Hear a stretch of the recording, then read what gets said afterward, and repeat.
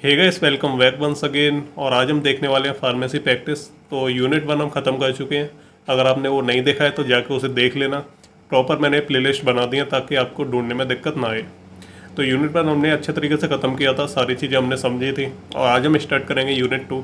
तो यूनिट 2 में हमारे टोटल 5 चैप्टर्स हैं, जिसमें हम सबसे पहला जो चैप्टर है drug distribution system in hospital, हम इसे कवर करेंगे। आज में हम इस पूरे चैप्टर को कंप्लीट करेंगे। तो चलिए स्टार्ट करते हैं और समझते हैं क्या होता है ड्रग डिस्ट्रीब्यूशन सिस्टम। तो बेसिकली जब आप किसी हॉस्पिटल में गए होंगे या कभी भी आपके कोई रिलेटिव या आपकी फैमिली से कोई अगर बीमार हुआ हो तो हॉस्पिटल में वो एडमिट रहा हो किसी वजह से, तो आप कभी गए होंगे, चाहे वो गवर्नमेंट हॉस्पिटल हो या फिर वो प्राइवेट हॉस्पिटल हो। तो आप वहाँ पे जाते हैं तो आप देखते हैं कि अलग अलग वार्ड होते हैं। कुछ जनरल वार्ड होते हैं, कुछ इमरजेंसी वार्ड होते हैं, आईसीयू होते हैं, है ना। उसके अलावा ओपीडी रहते हैं। तो इस तरह से वहाँ पे अलग अलग वार्ड होते हैं काफ़ी सारे। और हर वार्ड में जो मरीज पेशेंट होते हैं अलग अलग टाइप की उन्हें बीमारियाँ होती हैं, कुछ एक्सीडेंटल होते हैं। तो वहाँ पे जितने भी वार्ड रहते हैं और जितने भी मरीज रहते हैं तो उन सभी को दवा पहुँचाना, है ना। हर वार्ड में अलग अलग तरीके से दवा पहुँचाई जाती है और हर वार्ड का अपना अलग सिस्टम रहता है और वहाँ पे दवाइयाँ भेजने का और हर मरीज़ तक जो दवाई पहुँचाते हैं। तो ये जो दवाई भेजने का जो सिस्टम रहता है ना हर मरीज़ तक, और पूरे वार्ड जितने भी वहाँ पे वार्ड है, जितने भी मरीज़ हैं, तो हर मरीज़ तक यह दवा भेजी जाती है। तो ये जो दवा भेजने का जो पूरा सिस्टम है ना, इसी को हम बोलते हैं ड्रग डिस्ट्रीब्यूशन सिस्टम। और इस सिस्टम में क्या होता है कि जितने भी मरीज़ जो हॉस्पिटल में प्रेजेंट हैं अलग अलग फ्लोर्स पे या फिर अलग अलग वार्ड में जो प्रेजेंट होते हैं, तो उन सभी मरीजों को क्या है पर्टिकुलर अलग अलग तरीके होते हैं किस तरह से उन्हें दवाई पहुंचाई जाती है, कितने तरीके के वार्ड होते हैं। तो उन सभी की चीज़ों के बारे में बात करेंगे, कैसे जो है दवाइयाँ डिस्ट्रीब्यूट की जाती हैं किसी हॉस्पिटल में। तो ये हम बात कर रहे हैं हॉस्पिटल के अंदर की फार्मेसी की, या बाहर की जो फार्मेसी स्टोर रहते हैं उनकी बात नहीं कर रहे हैं, या हम बाहर की कोई बात नहीं कर रहे हैं। हम बात कर रहे हैं कि हॉस्पिटल में जो है ड्रग डिस्ट्रीब्यूशन कैसे किया जाता है, यानी कैसे मरीजों तक दवाइयाँ पहुँचाई जाती हैं, क्या प्रोसीजर रहता है, कितने तरीके से जो है पहुँचाई जाती है। तो सभी चीज़ों के बारे में बात करेंगे और बाद में अगर आपके मन में कोई डाउट रह जाता है तो कमेंट करके पूछ लेना। तो चलिए स्टार्ट करते हैं और समझते हैं क्या होता है drug distribution system. A good drug distribution system ensure that a steady supply of medicines is maintained from the pharmacy to the service point where it is to be dispensed to the patient. तो drug distribution system क्या होता है कि ये एक तरह का ऐसा सिस्टम होता है जो कि एंश्योर करता है इस बात को कि जो मेडिसिन की जो सप्लाई है वो हमेशा स्टेडी रहनी चाहिए, कभी कम ज़्यादा नहीं होनी चाहिए, हमेशा एक स्टेडी तरीके से जो है दवाइयों की सप्लाई होनी चाहिए हॉस्पिटल में। और इसके अलावा क्या है, जो फार्मेसी की जितनी भी सर्विसेज रहती हैं वो सभी क्या है मेंटेन होनी चाहिए, और जो दवाइयाँ डिस्पेंस की जाती हैं पेशेंट को तो वो भी क्या है प्रॉपर होनी चाहिए। तो ये होता है हमारा ड्रग डिस्ट्रीब्यूशन सिस्टम। और जैसा कि मैंने आपको बताया कि एक अच्छा जो ड्रग डिस्ट्रीब्यूशन सिस्टम रहता है तो उसमें दो तीन चीज़ें जो है इंश्योर की जाती हैं कि एक तो क्या है सप्लाई मेडिसिन की बनी रहे, उसके अलावा जो फार्मेसी की जितनी भी सर्विसेज रहती हैं वो भी प्रॉपर मेंटेन रहे, और इसके अलावा डिस्पेंस कैसे करते हैं दवाइयों को पेशेंट वगैरह को कैसे दी जाती हैं, तो वो सभी चीज़ें भी क्या है मेंटेन होनी चाहिए। तो यही होता है हमारा गुड डिस्ट्रीब्यूशन सिस्टम। इसके अलावा जो ड्रग डिस्ट्रीब्यूशन सिस्टम रहता है ये एक और जो है इसका बेनिफिट होता है कि इसमें क्या है जो ड्रग इंटरेक्शन होता है ना वो भी हम अवॉइड कर सकते हैं। यानी क्या होता है कि जो दवाइयाँ हर पेशेंट तक पहुँचाई जाती हैं, तो अगर क्या है ड्रग डिस्ट्रीब्यूशन सिस्टम अच्छा नहीं होगा तो इससे क्या होगा कि क्या हो सकता है एक मरीज को क्या है दो तीन लोग अलग अलग तरीके से आके उसे दवाइयाँ दे दें और उसे पता ना चले और वो बेचारा खा ले, तो इससे क्या होगा ड्रग इंटरेक्शन होगा। ड्रग इंटरेक्शन ऐसी चीज़ होती है कि जब भी कोई दवा खा लेते हैं तो या तो दवा हमने क्या है दो अलग अलग तरह की दवा खा ली तो उन दोनों तरह की दवाओं में क्या है आपस में रिएक्शन हो जाए तो वो क्या है बॉडी पे गलत इम्पैक्ट डालेंगी, या फिर हम कोई दवा खा लें और हम कोई खाना खा लेते हैं तो उनके बीच में क्या है कोई रिएक्शन हो जाए, तो इसको बोलते हैं हम ड्रग इंटरेक्शन। तो ऐसा तभी होता है जब क्या है ड्रग डिस्ट्रीब्यूशन सिस्टम अच्छा नहीं रहता है या फिर पेशेंट को क्या है प्रॉपर तरीके से दवाई या मेडिकेशंस नहीं दी जाती हैं। तो इस चीज़ को भी हम अवॉइड कर सकते हैं एक अच्छा ड्रग डिस्ट्रीब्यूशन सिस्टम बना के। इसके अलावा हम बात करें गुड ऑपरेशनल सिस्टम। तो गुड ऑपरेशन सिस्टम में क्या होता है, कौन कौन सी चीज़ें होनी चाहिए। तो सबसे पहली चीज़ होती है कि जो मेडिसिन की जो सप्लाई है वो हमेशा कंटिन्यूस रहनी चाहिए, कभी बंद नहीं होनी चाहिए। तो हॉस्पिटल में अगर दवाइयों की सप्लाई बंद हो जाएगी तो कितनी बड़ी प्रॉब्लम हो जाएगी वो आप जानती हैं। इसके अलावा हम बात करें कि दवाइयों को स्टोरेज कैसे किया जाता है ना।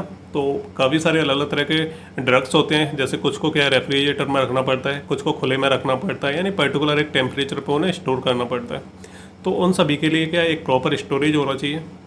इसके अलावा वहाँ पे कोई चोरी ना हो जाए या फिर दवाइयाँ ख़राब ना हो या फिर वो एक्सपायर ना हो जाए, तो इसके लिए क्या है वहाँ पे क्या है सारी चीज़ें प्रॉपर होनी चाहिए, है ना। और इसके अलावा हम बात करें तो adopt the most suitable dispensing method. इसका मतलब होता है कि जो डिस्पेंसिंग का जो सबसे सूटेबल मेथड है ना, कि अगर कोई पेशेंट दवा लेने आ रहा है उसे दवाइयाँ तो उसे जो दवाइयाँ डिस्पेंस करनी है तो ये सबसे अच्छा मेथड हो वो यूज करना चाहिए, सिंपल हो, ऐसा ना हो कि बहुत ज़्यादा कॉम्प्लिकेशंस आए उसमें और बहुत ज़्यादा पेशेंट को जो है दवा भी ना मिल पाए, यानी डिस्पेंस हम कर ही ना पाए। तो ऐसा सिस्टम नहीं होना चाहिए, बिल्कुल आसान सा प्रोसीजर होना चाहिए कि बस पेशेंट आए, हम उसे दवाइयाँ दे दें, जो भी जो प्रोसीजर रहते हैं उन्हें फॉलो करें और बाकी सारा काम आसान तरीके से हो जाए। तो क्या एक जो मोस्ट जो सूटेबल डिस्पेंसिंग मेथड होता है उसे भी क्या है एडॉप्ट करना चाहिए।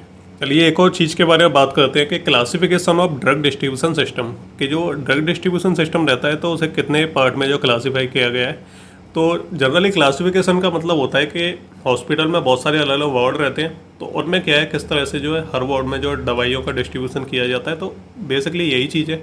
तो ये सबसे पहला होता है drug distribution to outpatient. तो जो ओपीडी वो होता है हमारा, जहाँ पे पेशेंट आते हैं और डॉक्टर से क्या है बस प्रिस्क्रिप्शन लिखवाते हैं, दवाइयाँ लेते हैं और चले जाते हैं, तो उसे हम बोलते हैं आउट पेशेंट। तो वहाँ पे जो है ड्रग का डिस्ट्रीब्यूशन कैसे किया जाता है। फिर हमारा जो इन पेशेंट रहता है, जहाँ पे क्या है पेशेंट एडमिट रहते हैं, उसे हम आईपीडी बोलते हैं। तो वहाँ पे क्या है ड्रग का डिस्ट्रीब्यूशन कैसे किया जाता है, कैसे दवाइयाँ भेजी जाती हैं। और इसके अलावा हम ड्रग सप्लाई की बात करें, जैसे हमारे ऑपरेशनल थिएटर रहते हैं जहाँ पे ऑपरेशन वगैरह होते हैं, या फिर क्या है आउट पेशेंट क्लिनिक रहते हैं, या फिर एक्सरे रूम रहते हैं, या फिर कोई इमरजेंसी कंडीशन आ जाती है, तो उस केस में क्या है दवाइयों का डिस्ट्रीब्यूशन कैसे किया जाता है, उन जगहों पे कैसे किया जाता है।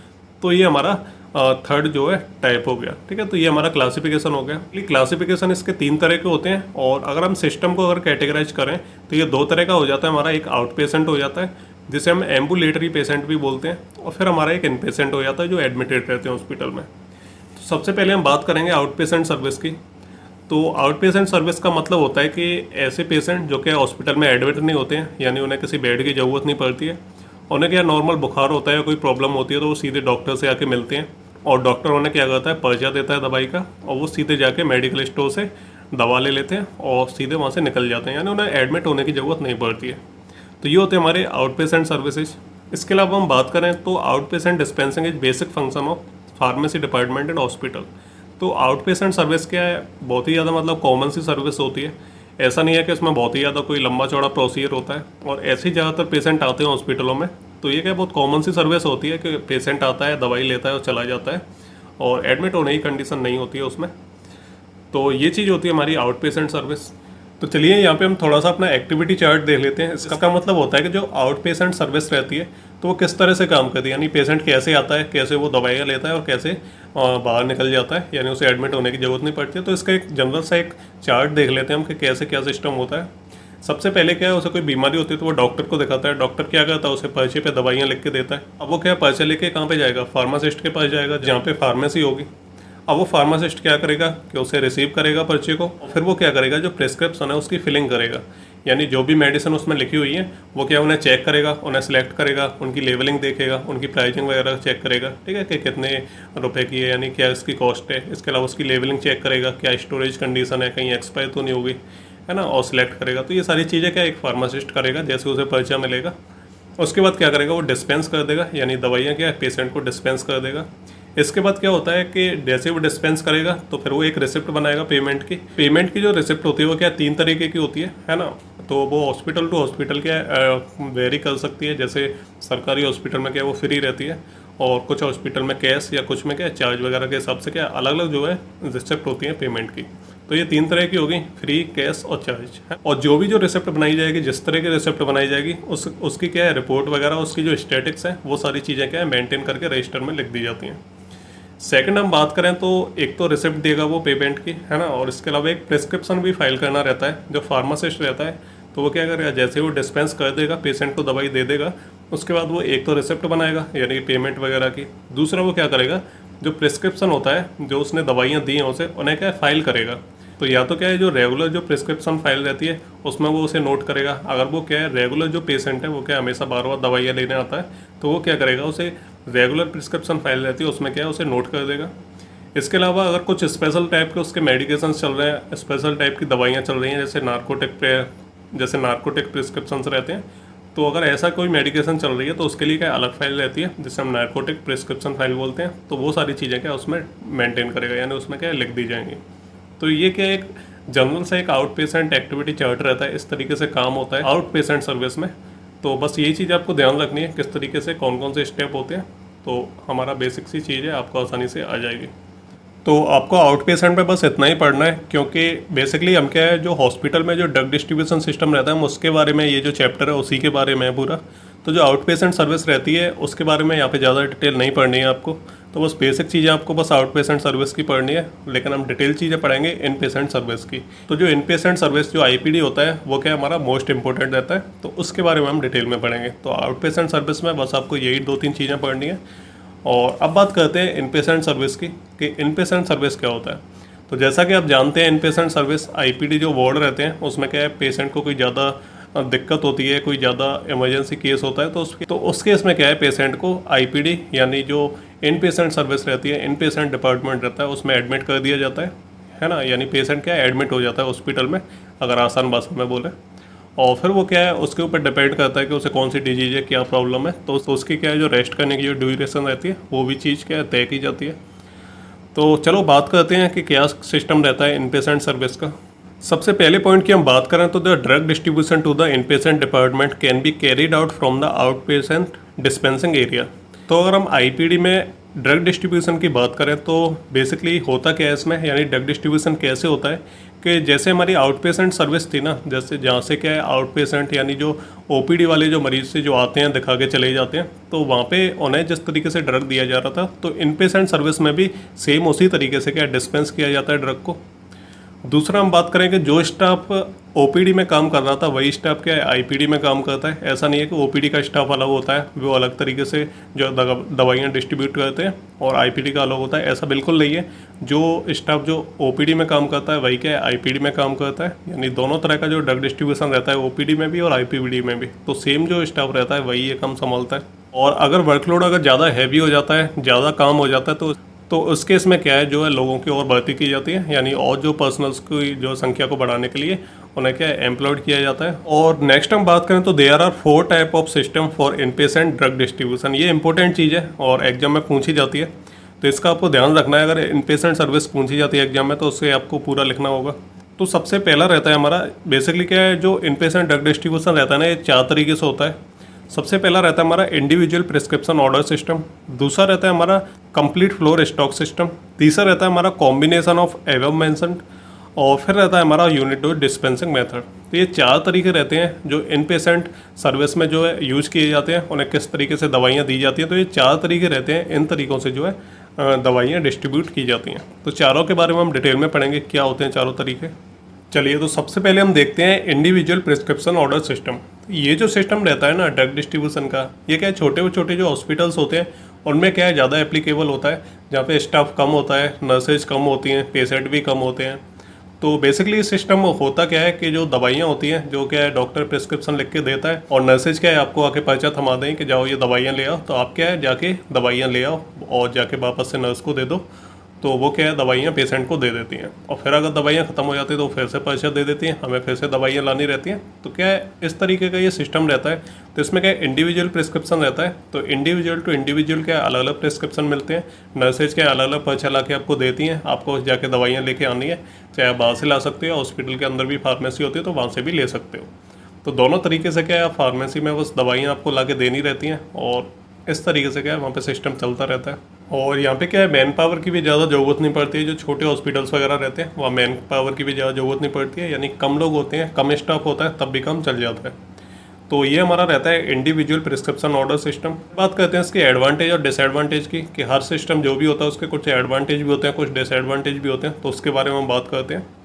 सबसे पहले जो भी आप मेडिसिन लेने जा रहे हो, यानी जो भी नर्स ने आपको पर्चा दिया है, तो आप क्या दवाइयाँ लेने जाओगे। तो जब दवाइयाँ लेने जाओगे तो जो भी आपने दवाइयाँ ली हैं, जो भी आपने ऑर्डर दिया है, ठीक है, फार्मेसी में जाके, तो क्या करेगा वो जो दवाइयाँ हैं उनको क्या फार्मासिस्ट जो होता है वो डायरेक्टली रिव्यू करता है, उन दवाइयों को देखता है वो सही है या गलत है। तो ये चीज़ क्या है फार्मासिस्ट वहाँ पे डायरेक्ट जो है रिव्यू कर देगा, यानी वहीं पे चेक कर लेगा कि दवाइयाँ सही हैं, कोई दिक्कत तो नहीं है। तो ये एक एडवांटेज हो गया। इसके बाद क्या है it provides closer liaison among pharmacist, physician, nurse and the patient, ठीक है। तो ये क्या है, ये एक ऐसा सिस्टम रहता है जो क्या करता है नर्स, फार्मासिस्ट, फिजिशियन जो डॉक्टर रहते हैं, है ना, और इसके अलावा पेशेंट, तो इनके बीच में क्या है एक बॉन्ड बना के रखता है, आपस में इनको जोड़े रखता है ना, एक परफेक्ट जो है लाइजन बना के रखता है आपस में, ठीक है। और नेक्स्ट हमारा जो पॉइंट आता है it provides closer control of inventory. और इसका मतलब होता है कि इसमें क्या है, दवाइयों का नुकसान वगैरह आपका ज़्यादा नहीं होता। मान लीजिए कि जैसे जैसे फॉर एग्जांपल मैं आपको बताऊं कि पेशेंट क्या एडमिट हो गया, इसके बाद क्या है, आपको प्रिस्क्रिप्शन दे दिया कि लो जाओ ये दवाइयाँ ले आओ। तो उन्होंने बोला है कि आपको पहले 1 दिन की दवा लेके आनी है, तो आप क्या है 4-6 दिन की इकट्ठी ले आए। लेकिन उस केस में क्या होगा कि अगर पेशेंट क्या है 2 दिन में ही सही हो गया, तो जो 2 दिन की आप एक्स्ट्रा दवा ले आए हो वो क्या है वेस्ट हो जाएगी, है ना। तो ऐसा क्या है, तो इसमें ये चीज़ें क्या है बिल्कुल नेग्लिजिबल होती हैं, ऐसा इसमें नहीं होता है। जितनी दवाइयों की ज़रूरत पड़ती है बस उतनी दवाइयाँ मंगाई जाती हैं, है ना। और इसी तरीके से ये सिस्टम काम करता है। तो इसमें क्या है, दवाइयों का नुकसान वगैरह भी नहीं होता है ना, और आपके जो पैसा है वो भी जो है बचता है।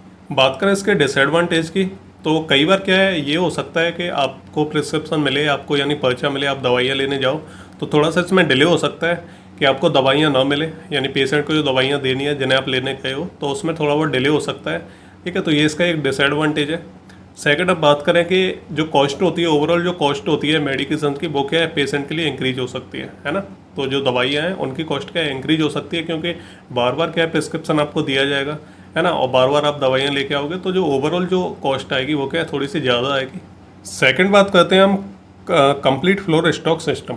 इसमें क्या होता है कि जैसे तो पहले वाले में हमने क्या पढ़ा था, जो इंडिविजुअल प्रिस्क्रिप्शन ऑर्डर सिस्टम था, कि उसमें क्या होता है कि नर्स आपको पर्चा देती है, आपसे बोलती है कि दवाइयाँ ले आओ, आप क्या है दवाइयाँ लेके आओगे फार्मेसी स्टोर से, नर्स को दोगे, नर्स क्या है पेशेंट को दोगी, फिर दवाइयों की जरूरत पड़ेगी तो फिर यही सिस्टम चलेगा।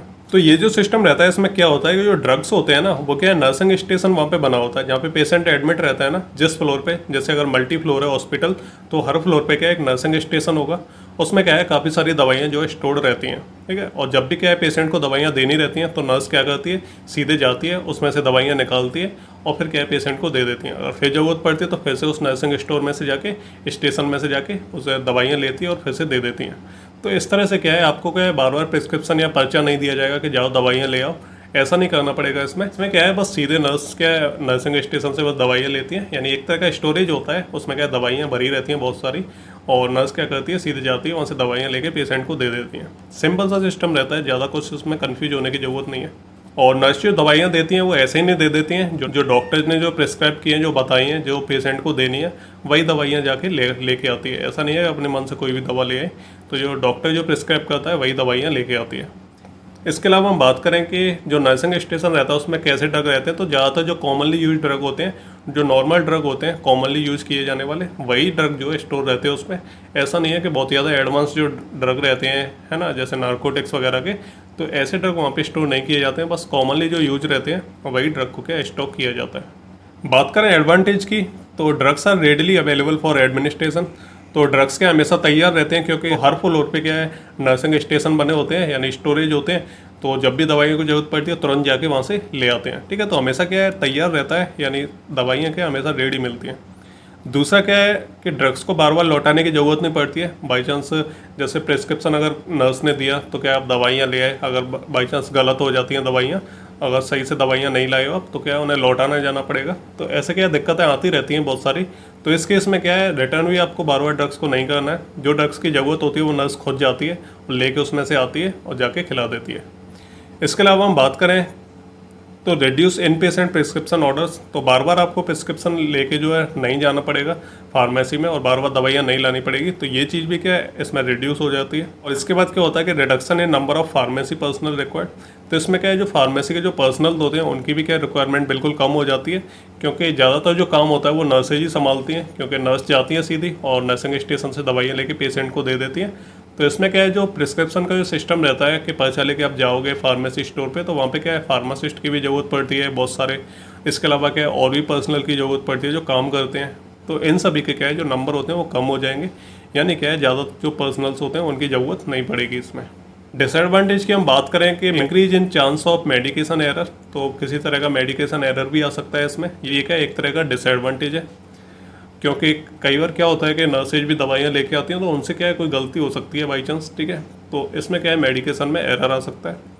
इसके बाद क्या है ड्रग जो इन्वेंट्री रहती है उसमें भी क्या एक तरह का एरर आ सकता है। और नेक्स्ट हम बात करें तो increase chance of drug deterioration due to lack of proper storage facility and due to unnoticed drug degradation. ठीक है, तो कई बार क्या होता है कि बहुत सारे जो ड्रग्स होते हैं तो उनको क्या एक प्रॉपर स्टोरेज की ज़रूरत होती है। तो हो सकता है कि नर्सिंग जो स्टेशन है वहाँ पे क्या प्रॉपर स्टोरेज की व्यवस्था ना हो, तो कई बार क्या होता है कि ध्यान नहीं जाता है, बहुत सारे ड्रग ऐसे होते हैं जो क्या नॉर्मली क्या डिग्रेडेशन होने लगता है, मॉइस्चर वगैरह वो क्या कैच कर लेते हैं, तो वो क्या पता नहीं चलता है उसमें, ठीक है। तो उसमें क्या है बहुत सारा नुकसान भी हो जाता है, ड्रग क्या डिग्रेडेशन हो जाता है उनका, या फिर क्या है प्रॉपर स्टोरेज न होने की वजह से ड्रग्स क्या ख़राब हो जाते हैं। तो इसमें क्या है ये चांसेस भी क्या बढ़ जाते हैं, तो ये भी एक डिसएडवांटेज है।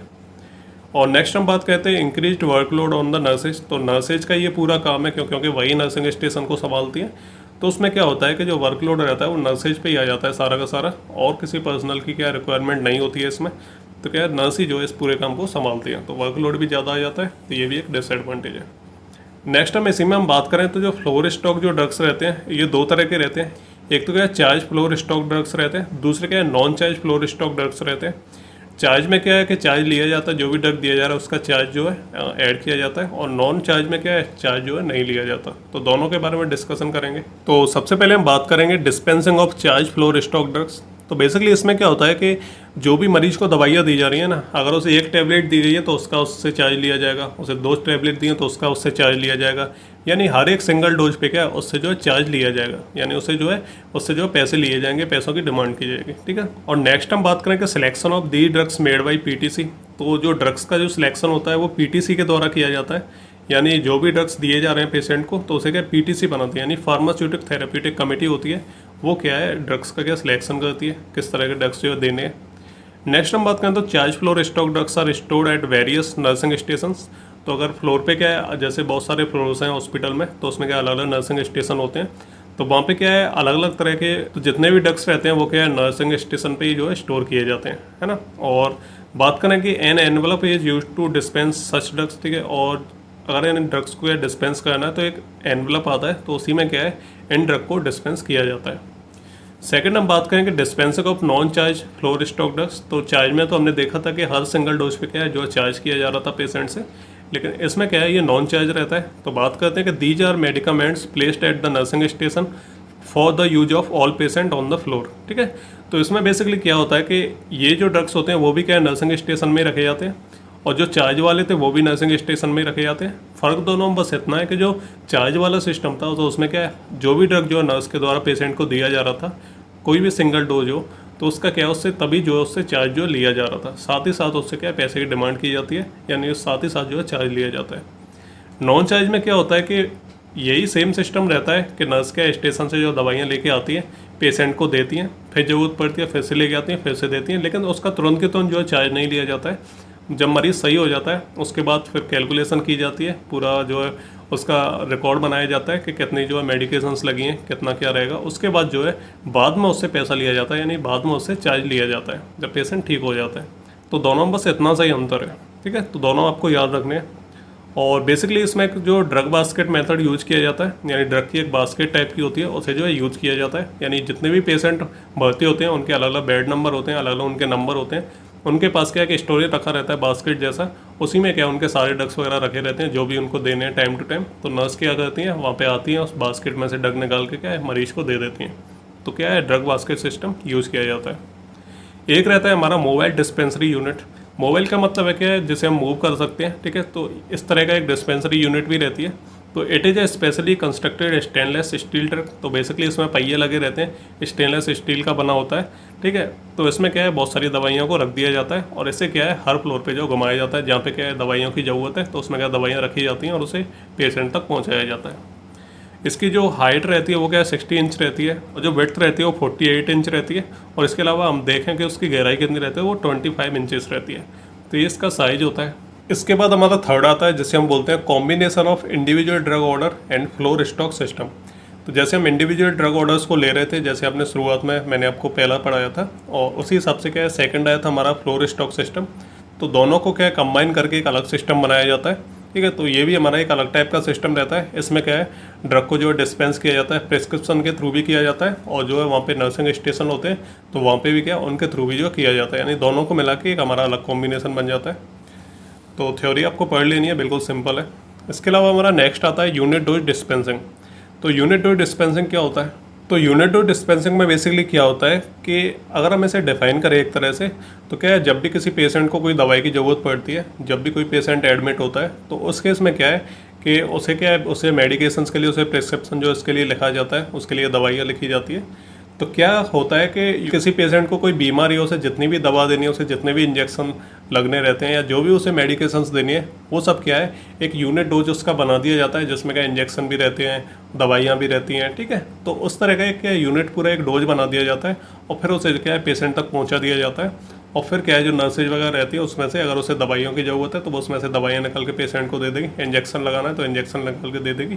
तो एक तरह का क्या होता है कि इसमें क्या है पेशेंट को जो दवाइयाँ देनी है उन्हें उनका ऑर्डर लिया जाता है, उन्हें पैक किया जाता है ना, और फिर उन्हें क्या है हैंडल करके और पेशेंट को एडमिनिस्ट्रेशन के लिए भेज दिया जाता है ना। और जैसे क्या है पेशेंट को मल्टीपल डोज देने हैं और उसे सिंगल डोज देना है, ठीक है, तो वो सभी क्या है हमारे ये यूनिट डोजेज होते हैं, जिसमें मल्टीपल डोज भी आते हैं, सिंगल डोज भी आते हैं। तो इस तरह का जो पूरा का पूरा ये सिस्टम रहता है, जितना भी अमाउंट ड्रग्स का हमें चाहिए रहता है, तो ये सभी क्या है एक साथ जो है भेज दिए जाते हैं वहाँ पे और रेगुलर जो है डोजेस की सप्लाई की जाती है वहाँ पे। बात करें इसके एडवांटेज की, तो पेशेंट क्या है, पेशेंट को जो क्या है बहुत ही ज़्यादा इम्प्रूव्ड सर्विस मिलती है, विच मीन्स इसका मतलब होता है कि पेशेंट से केवल उन्हीं दवाइयों को चार्ज लिया जाता है जो इसे दी जाती हैं। कई बार क्या होता है कि प्रिस्क्रिप्शन लिख दिया जाता है और दवाइयाँ उसके लिए ले आते हैं। कई बार क्या है पेशेंट को जो ज़रूरी दवाइयाँ होती है वो दे दी जाती हैं, बाकी की दवाइयाँ ख़राब हो जाती हैं, है ना, बाकी की उनकी ज़रूरत ही नहीं पड़ती है। तो वहाँ पे क्या होता है कि पूरे के पूरे जो दवाइयाँ जो आप लेके आए हो, अब ज़रूरत पड़ रही है उनकी या नहीं पड़ रही है उससे कोई फ़र्क नहीं पड़ता है, चार्ज आपसे जो है पूरी दवाइयों का लिया जाएगा। यहाँ पे क्या ऐसा नहीं होता है, आपसे केवल चार्ज उन्हीं दवाइयों का लिया जाता है जो दवाइयाँ पेशेंट ने खाई हैं। इसके अलावा नर्सेज को ज़्यादा टाइम मिल पाता है, यानी नर्सेज से जो वर्कलोड थोड़ा सा कम हो जाता है, तो पेशेंट का वो ज़्यादा केयर कर पाती हैं। नेक्स्ट हम बात करें कि जो मेडिकेशन एरर होते हैं वो भी क्या बिल्कुल कम हो जाते हैं। बात करें तो more space available in nursing station by eliminating बल्कि फ्लोर स्टॉक। तो इसमें क्या होता है कि जो नर्सिंग स्टेशन होते हैं तो उनमें भी काफ़ी ज़्यादा स्पेस हो जाता है, क्योंकि जो ज़्यादातर जो ड्रग्स वगैरह होते हैं वो क्या यूनिट डोज के फॉर्म में आते हैं जो पेशेंट को क्या डायरेक्ट सप्लाई किए जाते हैं। तो इसमें क्या जो नर्सिंग स्टेशन होता है उसमें क्या जो अननेसेसरी जो ड्रग्स रहते हैं उनको क्या रिमूव कर दिया जाता है। नेक्स्ट हम बात करें it eliminates wastage of drug, ठीक है। तो जो वेस्टेज होता है ड्रग्स का जिनकी ज़रूरत नहीं पड़ती है तो उन्हें फेंक दिया जाता है, ठीक है, या फिर पेशेंट ने कोई ड्रग नहीं खाया है तो उसे क्या है जो फेंक दिया जाएगा। तो ये क्या है जो वेस्टेज होता है ड्रग्स का ये भी क्या है कम होता है। नेक्स्ट बात करें डिसएडवांटेज की, तो it requires more space since packaging material increase the bulk of the doses form, ठीक है। तो इसमें क्या है ज़्यादा से ज़्यादा स्पेस की ज़रूरत पड़ती है एक तो, ठीक है, क्योंकि वहाँ पे क्या है ड्रग्स की पैकेजिंग की जाती है, उनके क्या है यूनिट डोज बनाए जाते हैं, तो उसके लिए पैकेजिंग मटेरियल की ज़्यादा ज़रूरत होती है और स्पेस भी हमें ज़्यादा चाहिए, ठीक है। इसके अलावा हम बात करें तो it requires increase number of skilled personal in the pharmacy. और क्या है यूनिट डोज बनाते हैं तो उनकी पैकिंग वगैरह करने के लिए, है ना, उन्हें क्या डिस्पेंस करने के लिए पेशेंट तक ले जाने के लिए उसमें क्या पर्सनल की ज़्यादा ज़रूरत पड़ती है। नेक्स्ट बात करते हैं the cost of medication is increase to the patient due to the increase handling charges. तो क्या काफ़ी सारे पर्सनल्स लगते हैं और इन्हें हैंडल करने के लिए अलग अलग पूरे सिस्टम बनाए जाते हैं, तो उसमें क्या है जो ओवरऑल जो कॉस्ट आती है पेशेंट को मेडिकेशन की वो क्या है ज़्यादा आती है। नेक्स्ट बात करें तो method of dispensing unit doses. तो जो यूनिट डोज होते हैं तो उन्हें किस तरीके से जो है डिस्पेंस किया जाता है, क्या मेथड रहते हैं। सबसे पहला रहता है हमारा CUDD जिसे हम बोलते हैं सेंट्रलाइज्ड यूनिट ड्रग डिस्ट्रीब्यूशन। दूसरा रहता है हमारा DUDD जिसे हम बोलते हैं डिसेंट्रलाइज्ड यूनिट ड्रग डिस्ट्रीब्यूशन। तो चलिए पहले समझते हैं centralised unit dose drug distribution system क्या होता है, जैसे हम CUDD बोलते हैं। जैसे क्या है कोई भी हॉस्पिटल है, कोई बड़ा हॉस्पिटल है, उसमें क्या है बहुत सारे फ्लोर हैं और बहुत सारे फ्लोर पे क्या अलग अलग वार्ड बने हुए हैं। तो हम क्या करें कि सभी जितने भी फ्लोर हैं, जितने भी वार्ड हैं जहाँ पे दवाइयाँ जानी है, तो हम क्या करें एक बड़ा सा फार्मेसी स्टोर खोल दें कि जितने भी फ्लोर पे जितने भी पेशेंट हैं, जितने भी मरीज हैं, सबके लिए क्या यहीं से दवा जाएगी, यानी एक ही जगह से दवा जाएगी, एक ही फार्मेसी स्टोर होगा बड़ा वाला, तो वहाँ से सबके लिए दवा जाएगी। तो ये होता है हमारा centralise unit dose drug distribution system, यानी एक ही सेंटर होगा दवाइयों का, ठीक है। नेक्स्ट हम बात करें डिसेंट्रलाइज की, तो इसमें क्या होता है कि जितने भी उसमें अलग अलग फ्लोर्स होते हैं तो हर फ्लोर पे क्या है छोटी छोटी अलग अलग फार्मेसी स्टोर होंगे, हर फ्लोर के लिए अलग होगा, यानी जिस फ्लोर पे क्या है जो पेशेंट है वो क्या है उसी फार्मेसी स्टोर से दवा लेंगे जो उस फ्लोर पे अवेलेबल है, ठीक है। तो इसमें क्या होगा पेशेंट को जो है चलना फिरना नहीं पड़ेगा, उन्हें क्या ज़्यादा जो है मूव नहीं करना पड़ेगा और आसान तरीके से जो है उन्हें दवाइयाँ वहीं की वहीं मिल जाएंगी पास ही पास, ठीक है। तो ये चीज़ क्या है दोनों में डिफरेंस होता है कि सेंट्रलाइज में तो एक ही होता है फार्मेसी स्टोर जहाँ से सभी फ्लोर के लिए वहीं से दवाइयाँ जाती हैं, और डिसेंट्रलाइज में क्या छोटे छोटे फार्मेसी स्टोर होते हैं हर फ्लोर पे, ठीक है। तो ये दोनों में डिफरेंस होता है मेन। प्रोसीजर की हम बात करें तो प्रोसीजर क्या होता है कि तो जब पेशेंट क्या एडमिशन लेता है हॉस्पिटल में तो उसी टाइम पे क्या है उस पेशेंट का एक प्रोफाइल कार्ड बना दिया जाता है जिसमें उसकी डिटेल्स होती हैं। नेक्स्ट हम बात करते हैं prescription are sent directly to the pharmacist, और जो भी प्रिस्क्रिप्शन रहते हैं, जो भी डॉक्टर सजेस्ट करते हैं दवाइयाँ जो भी प्रिस्क्राइब करते हैं, तो वो जो पर्चा होता है वो क्या सीधा पहुंचता है फार्मासिस्ट के पास। उसके बाद जो फार्मासिस्ट होता है वो जो ऑर्डर मिला है दवाई का उसे चेक करता है अच्छे तरीके से। नेक्स्ट हम बात करें तो junior pharmacist picks medication order and place drug in the cart. इसके बाद क्या कहते हैं, जो जूनियर फार्मासिस्ट होते हैं, यानी एक बड़ा फार्मेसी स्टोर है तो वहाँ पे क्या है काफ़ी सारे फार्मासिस्ट होते हैं, इसमें सीनियर भी होते हैं जूनियर भी होते हैं। तो बड़ा जो फार्मासिस्ट होगा, ठीक है, वो क्या करेगा, बस ऑर्डर को चेक करेगा कौन कौन सी दवाई हैं, और जो जूनियर फार्मासिस्ट होंगे वो क्या करेंगे, दवाइयों को लेके आएंगे, उसके अलावा उन्हें जो डिस्पेंस करेंगे, इसके अलावा उनको क्या कार्ट में रखेंगे। और नेक्स्ट हम बात करें तो pharmacist check cart prior to release. तो जो फार्मासिस्ट होंगे तो कार्ट को क्या है भेजने से पहले, यानी दवाइयों को क्या है पेशेंट तक पहुंचाने से पहले एक बार उन्हें क्रॉस चेक करेंगे अच्छे तरीके से। नेक्स्ट बात करें तो the nurse administers the drugs and make the entry in their record. ठीक है, तो जो नर्स जो दवाइयाँ दे रही है पेशेंट को, तो वो क्या करेगी, उनकी क्या एंट्री करेगी, जो ड्रग्स उसे दे रहे हैं पेशेंट को, तो उन सभी की क्या एंट्री वो एक रजिस्टर में लिखती जाएगी कि इस पेशेंट को ये ड्रग दिया गया है। नेक्स्ट बात करें तो upon return to the pharmacy the card is recheck. तो कार्ड से जब दवाइयाँ पहुँचाई जाती हैं पेशेंट के पास, उसके बाद उसे जब वापस लाया जाता है कार्ड को, तो एक बार उसे फिर से रीचेक किया जाता है। तो ये होता है हमारा प्रोसीजर। अब बात करते हैं डिस्पेंसिंग ऑफ कंट्रोल ड्रग्स। ठीक है, तो कंट्रोल ड्रग्स का मतलब होता है कुछ स्पेशल टाइप के हमारे ड्रग्स रहते हैं, नार्कोटिक ड्रग्स रहते हैं, जिन्हें क्या है खुले में हर किसी को ऐसे ही नहीं दे सकते। ठीक है, जो क्या हार्मफुल हो सकते हैं इंसान के लिए। तो ऐसे ड्रग्स को क्या किस तरह से डिस्पेंस किया जाता है, कैसे उन्हें स्टोर किया जाता है, तो उसके बारे में हमें पढ़ना है। तो दी drugs should kept under the lock and की। ये क्या थोड़े खतरनाक ड्रग रहते हैं, पेशेंट को अगर ऐसे ही दे दिया जाए उल्टा सीधा तरीके से तो क्या पेशेंट की जान जा सकती है। तो ऐसे जो ड्रग्स होते हैं इनको क्या है लॉक करके और चाबी से बंद करके लॉक ताला लगा के ऐसे ड्रग्स को रखा जाता है, खुले में नहीं रखा जाता उन्हें बेचने के लिए। सेकंड हम बात करें तो ये separate register should be maintain to register them. तो अगर किसी पेशेंट की इस तरह की जो है मेडिकेशन चल रही है तो उसके लिए क्या हम एक सेपरेट रजिस्टर रखते हैं, उसके लिए अलग से रजिस्टर रखा जाता है उस टाइप के ड्रग्स के लिए। प्रोसीजर की हम बात करें किस तरह से कंट्रोल ड्रग्स को डिस्पेंस किया जाता है, तो medical superintendent is overall responsible for handling of control drugs. तो जो मेडिकल का जो सबसे जो हाईएस्ट ऑफिसर होगा, जो सुपरिटेंडेंट होगा, वो क्या करेगा, उसी की क्या है पूरी रेस्पॉन्सिबिलिटी होगी कि किस तरह से हैंडल करना है कंट्रोल ड्रग्स को। इसके अलावा chief pharmacist procures stores and dispense the drug. ठीक है, तो जो चीफ फार्मासिस्ट होगा वहाँ पे जो मेडिकल सुपरिटेंडेंट होगा उसकी तो रेस्पॉन्सिबिलिटी रहती है कि किस तरह से हैंडल करना है। इसके अलावा जो चीफ फार्मासिस्ट रहता है वही क्या करता है, ड्रग को स्टोर करता है, वही क्या है डिस्पेंस करता है जो हमारे कंट्रोल टाइप के जो ड्रग रहते हैं। नेक्स्ट हम बात करें prescription of narcotic drugs under narcotic and psychotropic substances act 1985 must include following information. तो जो प्रिस्क्रिप्शन होता है नार्कोटिक ड्रग्स का है ना, और जो साइकोट्रोपिक जो सब्सटेंस रहते हैं तो उनका क्या है उनके लिए एक एक्ट पास किया गया था 1985 में, और उसमें कुछ इन्फॉर्मेशन उसमें दी गई थी कि अगर पेशेंट को इस तरह का ड्रग अगर डिस्पेंस करना है तो क्या क्या जो इन्फॉर्मेशन वहाँ पे होनी चाहिए, क्या प्रोसीजर होना चाहिए। तो सबसे पहले पेशेंट का पूरा नाम होना चाहिए, उसका एड्रेस, डेट है ना, और name of strength of drug, जो ड्रग उसे देना उसका नाम और उसकी कितनी स्ट्रेंथ है, कितनी क्वांटिटी देनी है ड्रग की, है ना। उसके अलावा जिसने प्रिस्क्राइब किया है यानी जो डॉक्टर ने प्रिस्क्राइब किया है तो उसके सिग्नेचर भी होने चाहिए। इसके अलावा dose and route of administration, कौन सा डोज चाहिए, कितना डोज चाहिए, और रूट ऑफ एडमिनिस्ट्रेशन क्या होना चाहिए कि मुंह से खाना है, इंजेक्शन के थ्रू लेना है, तो ये सारी चीज़ें क्या है उसमें मेंशन होनी चाहिए।